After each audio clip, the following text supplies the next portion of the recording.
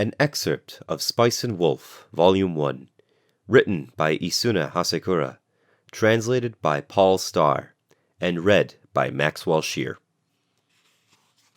Unlike typical inns, churches only provided lodging, not food. However, the hearth could be used for cooking, provided one gave the proper donation.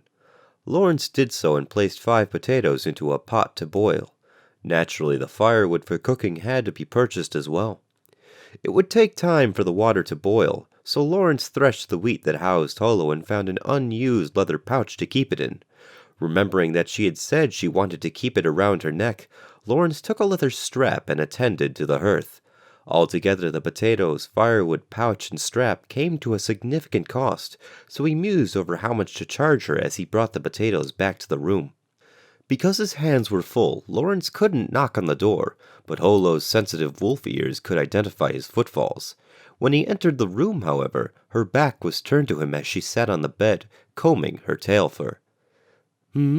Something smells good, she said, raising her head. Evidently, her nose was as sensitive as her ears. The potatoes were topped with goat cheese.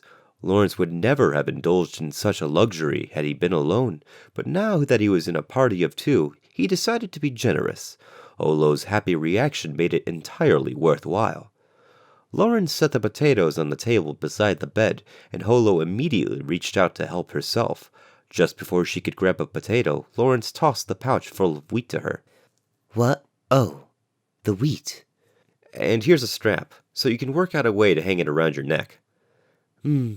My thanks, but this takes precedence, she said, tossing the wheat aside with a surprising nonchalance, then licking her lips and reaching for a potato.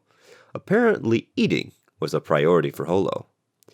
Once she had a potato in hand, she immediately broke it in half.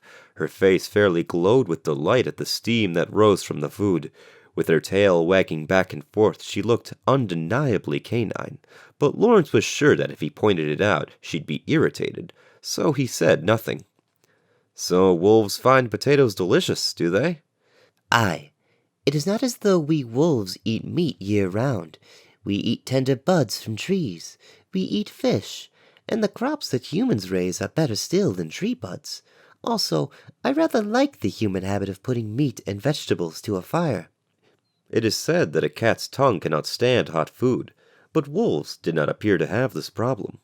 Holo held half of the potato in her hand and popped the entire piece into her mouth at once after blowing on it 2 or 3 times. Lawrence felt that she'd bitten off more than she could chew, and indeed she soon appeared to choke. Lawrence tossed her a water skin, and with it, Holo managed to get the potato down. Phew. Rather surprising that.